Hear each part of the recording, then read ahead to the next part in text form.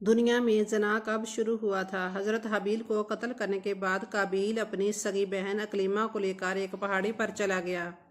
قابیل پہلے سے ہی اپنی بہن اکلیمہ کو چاہتا تھا، اس لیے جب رات ہوئی تو شیطان نے قابیل کو ورگلایا کہ اپنی بہن سے زنا کر لو۔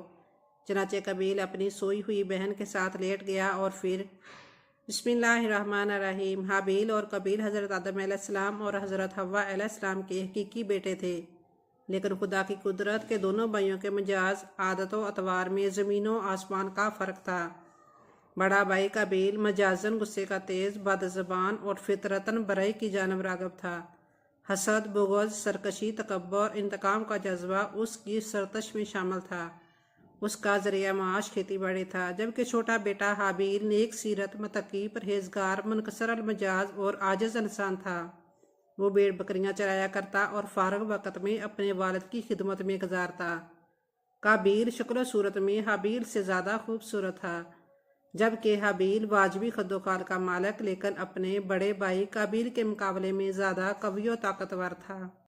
ویسے تو والدین کو اپنے تمام بچے پیارے ہوتے ہیں اور وہ سب ہی سے محبت کرتے ہیں، لیکن حابیل کے مکارم اخلاق، نیک سیرت، فرمانبرداری اور دیگر خصوصیات کی بنا پر حضرت آدم علیہ السلام چھوٹے بیٹے کو زیادہ پسند فرمایا کرتے اور اسے اپنا جانشین مقرر کرنا چاہتے تھے، جبکہ قابیل کی عادت بد کی وجہ سے اس سے متعلق متفرق رہتے اور اس کی اصلاح کی کوشش بھی کرتے تھے۔ قرآن کریم نے حضرت آدم علیہ السلام کے ان دونوں صاحبزادوں کے نام لے کر مخاطب نہیں کیا، البتہ تورات میں ان کے نام حابیل، قابیل بیان کیے گئے ہیں۔ ان کے واقعے سے متعلق حافظ حدیث علامہ عماد الدین ابن کثیر رحمۃ اللہ نے سند کے ساتھ ایک روایت نقل کی ہے، جو حضرت عبداللہ بن مسعود رضی اللہ تعالیٰ عنہ اور بعض دوسرے صحابہ کرام رضی اللہ تعالیٰ عنہ سے منقول ہے کہ جب حضرت آدم علیہ السلام اور حضرت اماں حوا علیہ السلام دنیا میں تشریف لائے اور توالد و تناسل کا سلسلہ شروع ہوا تو ان کی نسل میں اضافے کے لیے ہر ایک حمل سے ان کے 2 بچے توام جانی جڑواں پیدا ہوتے، ایک لڑکا اور دوسری لڑکی۔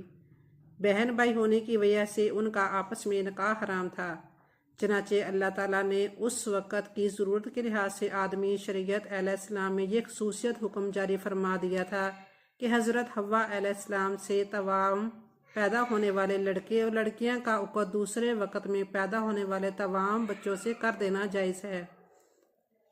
اسی حکم کے مطابق حابیل اور قابیل کی شادی ہونا تھی۔ قابیل عمر میں بڑا تھا، اس کے ساتھ اس کی جو ہمشیرہ پیدا ہوئی وہ حابیل کے ساتھ پیدا ہونے والی ہمشیرہ سے بہت زیادہ حسین و خوبصورت تھی۔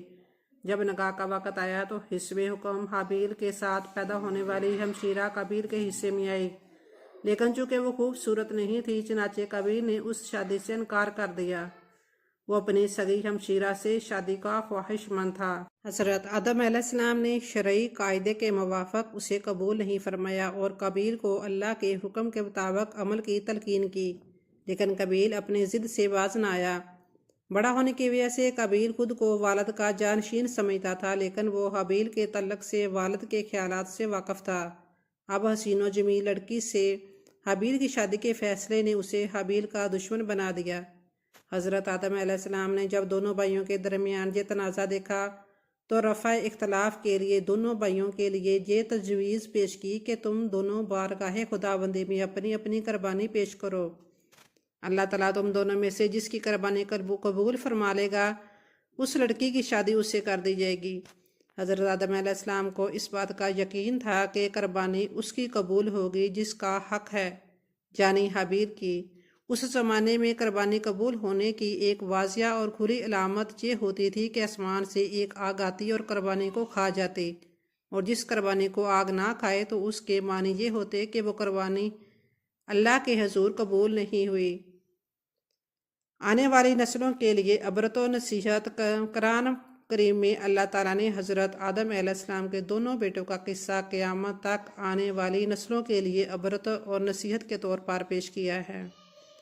اللہ تعالیٰ اپنے محبوب رسول صلی اللہ علیہ وآلہ وسلم اور نبی آخر الزمان کو مخاطب کرتے ہوئے فرماتا ہے، اے محمد صلی اللہ علیہ وآلہ وسلم، آپ ان کو آدم علیہ السلام کے دونوں بیٹوں کے حالات کا بالکل صحیح پڑھ کر سنائیے۔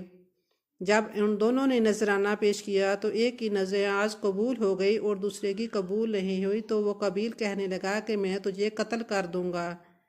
اس حابیل نے کہا کہ اللہ پرہیزگاروں ہی کی نذر قبول فرمایا کرتا ہے، اگر تو مجھے قتل کرنے کے لیے مجھ پر ہاتھ چلائے گا تو میں تیرے قتل کی طرف ہرگز ہاتھ نہیں بڑھاؤں گا۔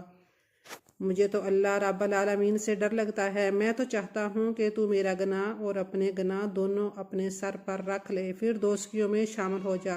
ظالموں کا یہی بدلہ ہے۔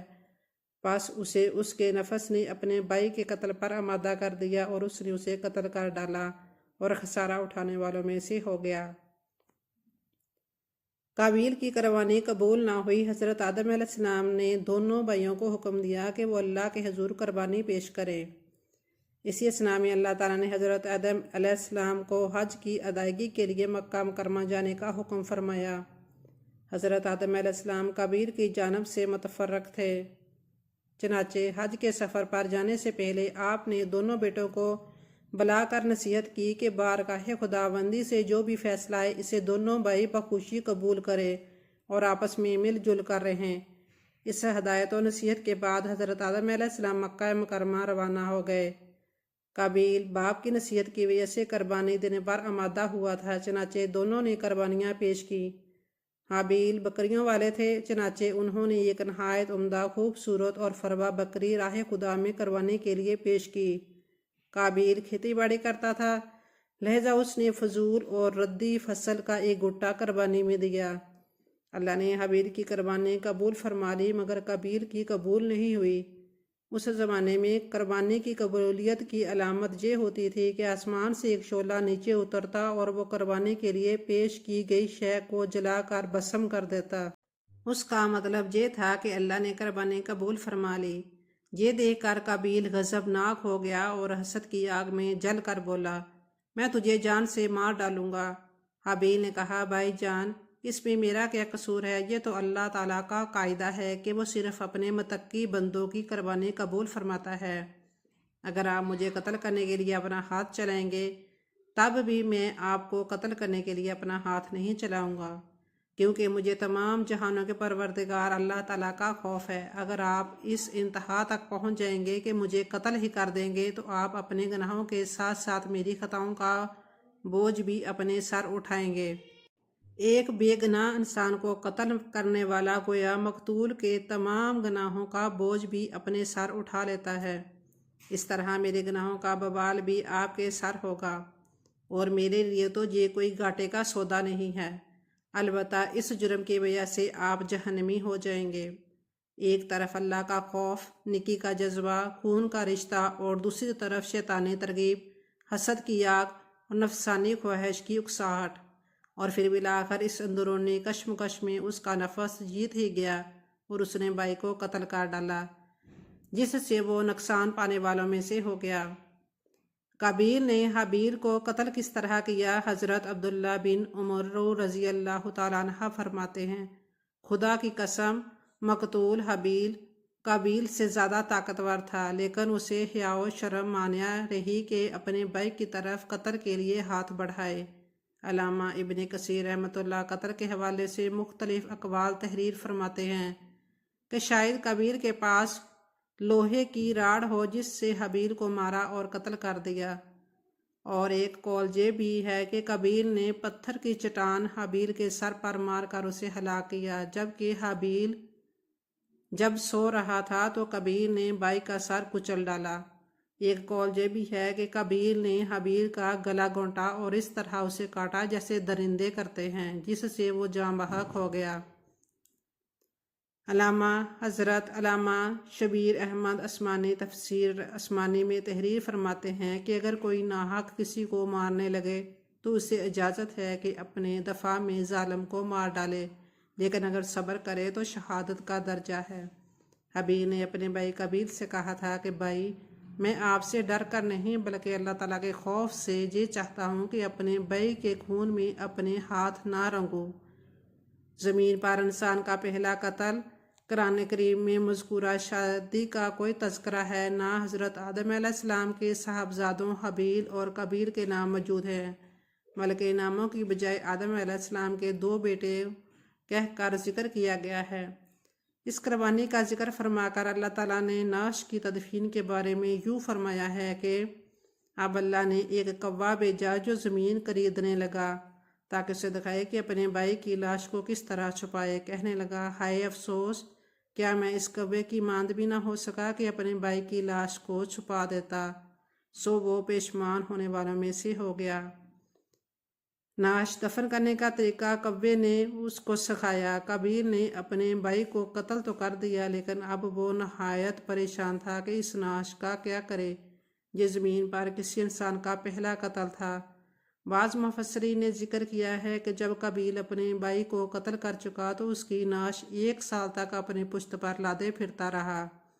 اہل کتاب سے منقول ہے کہ دمشق کے شمال میں ایک پہاڑ جبل قاسیون میں وہ غار موجود ہے جس میں قابیل نے پتھر مار کر حابیل کو قتل کیا تھا۔ یہ غار آج بھی خونی غار کے نام سے پکارا جاتا ہے۔ اس بات کا صحیح علم اللہ تعالیٰ ہی کو ہے۔ بعض مفسرین نے لکھا ہے کہ اللہ تعالیٰ نے 2 کووں کو بھیجا تھا۔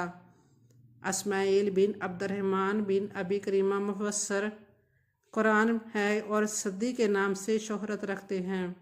وہ اپنی سند کے ساتھ روایت کرتے ہیں کہ وہ کوے دونوں بھائی تھے، پھر دونوں لڑنے لگے حتیٰ کہ ایک دوسرے کو ہلاک کر دیا۔ پھر وہ قتل کے بعد زمین کی طرف جھکا اور اسے کھودنے لگا، پھر گڑھے میں کوے کو ڈالا اور اسے دفن کر کے چھپا دیا۔ جب قابیل نے یہ سب دیکھا تو پکار اٹھا، ہائے افسوس کہ میں اس کوے کی طرح ہونے سے بھی عاجز ہو گیا کہ اپنے بھائی کی لاش چھپا لوں۔ پھر قابیل نے کوے کی پیروی کرتے ہوئے بھائی کو دفن کر کے چھپا دیا۔ حابیل کا غم اور نئے فرزند کی ولادت کیسے ہوئی؟ اہل سیر لکھتے ہیں کہ حضرت آدم علیہ السلام کو اپنے فرزند حابیل کے قتل کا سخت رنج و غم تھا، کیونکہ وہ ان کا جانشین تھا۔ حضرت آدم علیہ السلام اس کی یاد میں 40 سال تک روتے رہے، جہاں تک کہ اللہ نے انہیں حابیل کے بدلے ایک نہایت نیک اور سعادت مند فرزند عطا فرمایا۔ حضرت آدم علیہ السلام اور حضرت حوا علیہ السلام نے ان کا نام شیس رکھا، جس کے معنی ہے اللہ کا عطیہ۔ حضرت شیس کو اللہ تعالیٰ نے نبوت سے سرفراز فرمایا۔ حابیل کی نعش دفنانے کے بعد قابیل کو والد کے غصے کا خوف تھا، چنانچہ شیطان کے مشورے پر وہ یمن فرار ہو گیا، جہاں اس نے سکونت اختیار کر لی اور والد کے دین حق کو چھوڑ کر پہلے آتش پرستی بعد ازاں بت پرستی شروع کر دی۔ دنیا میں قتل و غارت گری، حسد و فساد، آتش پرستی، بت پرستی کی بنیاد قابیل ہی نے رکھی۔ حضرت عبداللہ بن مسعود رضی اللہ تعالیٰ عنہ سے روایت ہے کہ رسول اللہ صلی اللہ علیہ وسلم نے فرمایا، جب بھی کوئی انسان ظلم سے قتل کیا جاتا ہے تو حضرت آدم علیہ السلام کے سب سے پہلے بیٹے قابیل کے نامہ اعمال میں بھی اس قتل کا گناہ لکھا جاتا ہے، کیونکہ قتل ناحق کا پہلا موجد وہی ہے۔ حضرت عبداللہ بن مسعود رضی اللہ تعالیٰ عنہ مزید بیان کرتے ہیں کہ نبی کریم صلی اللہ علیہ وسلم نے فرمایا کہ قیامت کے دن سب سے پہلے لوگوں میں خون کا فیصلہ کیا جائے گا۔ حابیل اور قبیل کے اس قصے میں اللہ تعالیٰ آگے مزید فرماتا ہے کہ اسی وجہ سے ہم نے بنی اسرائیل پر یہ لکھ دیا کہ جو شخص کسی کو بغیر اس کے کہ وہ کسی کا قاتل ہو یا زمین میں فساد مچانے والا ہو قتل کر ڈالے تو گویا اس نے تمام انسانوں کو قتل کر دیا، اور جو شخص کسی کی ایک جان بچا لے اس نے گویا تمام لوگوں کو زندہ کر دیا۔ اس سے اندازہ لگایا جا سکتا ہے کہ اللہ کے جہاں انسانی خون کی کتنی اہمیت اور تکریم ہے، اور یہ اصول صرف بنی اسرائیل کے لیے ہی نہیں بلکہ اسلامی تعلیمات کے مطابق ہمیشہ کے لیے ہے۔ علامہ ابن کثیر رحمۃ اللہ فرماتے ہیں کہ قابیل کو حابیل کے قتل ناحق کی دنیاوی سزا فوری طور پر اس طرح دے دی گئی کہ اس کی پنڈلی اس کی ران کے ساتھ چمٹ گئی، اور جس طرح سورج کا رخ ہوتا اس کا چہرہ بھی از خود ادھر ہی گم جاتا۔ اپنے بھائی کے ساتھ حسد، سرکشی اور گناہ کی وجہ سے اسے یہ رسوائی اور عذاب ملا، جبکہ آخرت کا عذاب سخت اور اپنی جگہ قائم ہے۔ حضرت مولانا مفتی محمد شفیع قرآن کریم میں بیان کیے گئے قصوں سے متعلق فرماتے ہیں کہ اہل نظر جانتے ہیں کہ قرآن کریم میں کوئی قصہ، کہانی یا تاریخ کی کتاب نہیں ہے کہ جس کا مقصد کسی واقعہ کو اول سے آخر تک بیان کرنا ہو، لیکن ماضی کے واقعات اور گزشتہ اقوام کے قصص اپنے دامن میں بہت سی عبرتیں اور نصیحتیں رکھتے ہیں۔ یہی تاریخ کی اصل روح ہے۔ اور ان میں بہت سے حالات و واقعات ایسے بھی ہیں جو مختلف احکام شریعہ کی بنیاد ہیں۔ انہی فوائد کے پیش نظر قرآن کریم کا اسلوب ہر جگہ یہ ہے کہ موقع بموقع کوئی واقعہ بیان کرتا ہے، اور اکثر پورا واقعہ بھی ایک جگہ بیان نہیں کرتا، بلکہ اس کے جتنے حصے اس جگہ کا کوئی مقصد تعلق ہو تو اس کا وہی ٹکڑا بیان کر دیا جاتا ہے۔ حضرت آدم علیہ السلام کے 2 بیٹوں کا قصہ بھی اسی اسلوب پہ پیارا نقل کیا جا رہا ہے۔ اس میں موجودہ اور آنے والی نسلوں کے لیے بہت سی عبرتیں اور مواعظ ہیں، اور اس ضمن میں بہت سے احکام شریعہ کی طرف اشارہ کیا گیا ہے۔ پھر شیطان قابیل کے پاس آیا اور اس کو گھر سے بھاگنے کے لیے کہا۔ شیطان کہنے لگا، اگر تم جہاں رہو گے تو تمہیں تمہارا باپ مار ڈالے گا۔ بس اسی قتل کے ڈر سے قابیل اپنی سگی بہن اکلیمہ کو لے کر یمن کی پہاڑیوں میں جا بسا۔ اصل میں شیطان کو یہ ڈر تھا کہ قابیل نے اپنے والد کے دین حق سے بغاوت کر کے پہلے آتش پرستی شروع کر دی، پھر شیطان نے اسے پتھر سے بت بنانے کا طریقہ سکھا دیا۔ یوں قابیل اور اس کی اولاد نے ایک اللہ کو چھوڑ کر بت پرستی شروع کر دی۔ دنیا میں قتل و غارت، حسد و فساد اور بت پرستی کی بنیاد قابیل ہی نے رکھی۔ حضرت عبداللہ بن مسعود رضی اللہ تعالیٰ عنہ سے روایت ہے کہ نبی کریم صلی اللہ علیہ وسلم نے فرمایا، دنیا میں جب بھی کوئی ظلم سے قتل ہوتا ہے تو اس کا ایک گناہ حضرت آدم علیہ السلام کے بیٹے قابیل کی گردن پر ضرور ہوتا ہے، اس لیے کہ یہ وہ شخص ہے جس نے ظالمانہ قتل کی ابتدا کی اور یہ ناپاک طریقہ جاری کیا۔ اس دن کے بعد حضرت آدم علیہ السلام مسلسل پریشان رہنے لگے۔ حضرت آدم علیہ السلام اللہ تعالیٰ سے دعا فرمایا کرتے تھے کہ اے اللہ، مجھے ایسی اولاد عطا فرما جو تیرے دین کو دنیا میں پھیلانے میں میری معاون و مددگار ہو، اور میرے بعد بھی تیرے پیغام کو دنیا میں عام کرے، میری صحیح جانشین ہو اور دنیا میں تیری وحدانیت کا علم بردار ہو۔ اللہ تعالیٰ نے اپنے پیارے نبی کی دعاؤں کو شرف قبولیت بخشا اور ایک نئے صالحہ بیٹے کی بشارت سے مطلع فرمایا۔ چنانچہ کچھ ہی عرصے بعد حضرت شیث علیہ السلام پیدا ہوئے۔ حضرت آدم علیہ السلام اور حضرت اماں حوا ان کی پیدائش پر بے حد خوش تھے۔ یہ حضرت آدم علیہ السلام کے تیسرے بیٹے تھے اور اس وقت ان کی عمر 130 سال تھی۔ اماں حوا علیہ السلام نے صاحبزادے کا نام شیث رکھا، جس کے عربی میں معنی عطیہ خداوندی کے ہیں، یعنی اللہ تعالیٰ کی جانب سے عطا کیا گیا خوبصورت سیرت تحفہ۔ حضرت شیث علیہ السلام حسن و جمال، شکل و صورت اور عادت و اطوار میں اپنے والد سے بہت زیادہ مشابہ تھے۔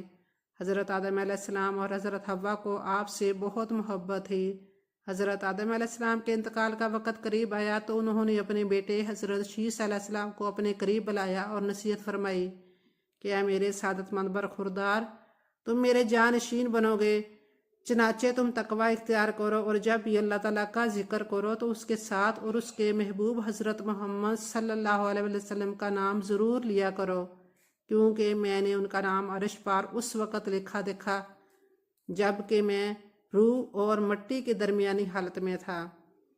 پھر میں نے تمام آسمانوں کا چکر لگایا تو بارگاہ رب العزت میں آپ صلی اللہ علیہ وسلم کی شان محبوبیت کا یہ عالم دیکھا کہ نام پاک محمد صلی اللہ علیہ وسلم اللہ تعالیٰ کو اتنا پیارا ہے کہ آسمانوں میں کوئی ایسی جگہ نہیں جہاں یہ نام مبارک نہ لکھا ہو۔ ان کو حکم دیتے ہوئے کہا کہ اپنے بھائی قابیل سے ہمیشہ دور رہنا۔ جب حضرت آدم علیہ السلام کا وصال ہوا تو اللہ تعالیٰ کی طرف سے بے شمار فرشتے زمین پر نازل ہوئے۔ انہوں نے حضرت شیث علیہ السلام کو اپنے باپ کو دفن کرنے کا طریقہ بتایا۔ اس کے بعد حضرت حوا علیہ السلام کا بھی وصال ہو گیا۔ اس کے بعد زنا کی شروعات ہوئی۔ اس کے بعد ایک وادی میں قابیل اور اس کی اولاد رہنے لگی۔ شیطان ایک آدمی کی شکل میں ان کے پاس آیا۔ شیطان نے ان دونوں کو عیش و عشرت میں لگا دیا۔ شیطان نے ان کو ایسے ایسے کپڑے اور گانے بجانے کے طریقے سکھائے کہ وہ کبھی بھی ان کو نہ بھول سکے۔ انہوں نے ایک دن میلے کے لیے مقرر کیا جس میں وہ برہنہ عورتیں اور مرد اکٹھے شرکت کرتے۔ اس میلے پر طرح طرح کے گانے اور موسیقی کی آوازیں آتی تھیں۔ اس طرح جو شخص مومن تھا ان کو بھی یہ آوازیں سنائی دیتی تھیں۔ ایک دن ایک مومن کے دل میں خیال آیا کہ میں یہ سب کچھ قریب سے دیکھنا چاہتا ہوں۔ ایک دن وہ مومن اپنے ساتھیوں سے چوری وہاں سے نکلا اور قابیل کے لوگوں کے پاس آ گیا۔ اس نے دیکھا کہ قابیل کی اولاد بے حیائی اور فضول کاموں میں لگی ہوئی تھی۔ اس شخص نے وہاں جا کر دیکھا تو وہ عورتیں بہت ہی خوبصورت اور حسین تھیں۔ اس حوالے سے روایت میں آتا ہے کہ حضرت شیس اور اس کے ساتھی بہت ہی حسین و جمیل نوجوان تھے۔ ان کی نسبت ان کی عورتیں زیادہ پیاری نہ تھیں۔ قابیل کی اولاد میں لڑکیاں تو بہت ہی پیاری تھی، لیکن ان کی نسبت مرد زیادہ حسین و جمیل نہ تھے۔ وہ شخص قابیل کی اولاد اور عورتوں سے بہت ہی متاثر ہوا۔ اس کے بعد وہ واپس آ گیا۔ اس نے مومنین کو بھی ان کی عورتوں کے بارے میں بتایا۔ ان میں سے جو کمزور ایمان والے تھے وہ قابیل کی اولاد کی طرف ہجرت کرنے لگ گئے۔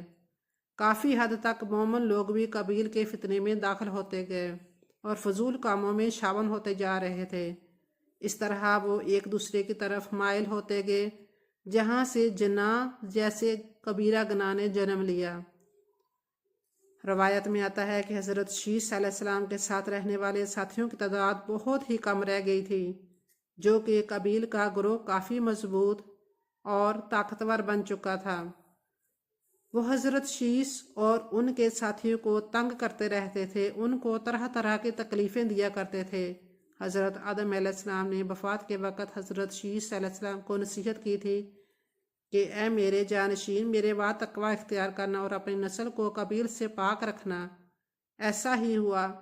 حضرت شیس نے شادی سے انکار کیا، جس پر قابیل کے بیٹے حضرت شیس کی اولاد میں سے لڑکی کو اٹھا کر لے گئے، جس پر حضرت شیس نے اللہ کے حکم سے قابیل کے لشکر پر حملہ کیا اور ان کو تہس نہس کر کے لڑکی کو آزاد کروا لیا۔ مسلمان، یہودی اور عیسائی اس بات پر متفق ہیں کہ اس وقت دنیا میں جتنے بھی لوگ موجود ہیں وہ نسلی شیس علیہ السلام سے ہیں، کیونکہ حابیل 20 سال کی عمر میں شہید کر دیے گئے تھے اور ان کا کوئی جانشین نہ تھا، اور قابیل اور اس کی اولاد شیطان کی پیروکار بنی، جس کو طوفان نوح میں غرق کر دیا گیا تھا۔ اس لیے نسل انسانی صرف اور صرف حضرت آدم علیہ السلام کے تیسرے بیٹے حضرت شیس علیہ السلام سے ہے۔ اگر دیکھا جائے تو زنا اس وقت ہی شروع ہو گیا تھا جب قابیل اپنی بہن اکلیمہ کو لے کر وہاں سے بھاگ گیا تھا۔ اس نے اپنی بہن کے ساتھ ہی اپنی اولاد کو جنم دیا۔ اللہ تعالی ہمیں ہر گناہ سے محفوظ رکھے، ہمیں نیک اعمال کرنے کی توفیق عطا فرمائے۔ قرآن کریم میں اللہ رب العزت فرماتے ہیں، اور قیامت والے دن ہم ایسی ترازو قائم کریں گے جو سراپائے انصاف ہوگی، چنانچہ کسی پر کچھ بھی ظلم نہیں ہوگا اور کسی کا کوئی عمل رائی کے دانے کے برابر بھی ہوگا تو ہم اسے سب کے سامنے لے آئیں گے، اور حساب لینے کے لیے ہم خود ہی کافی ہیں۔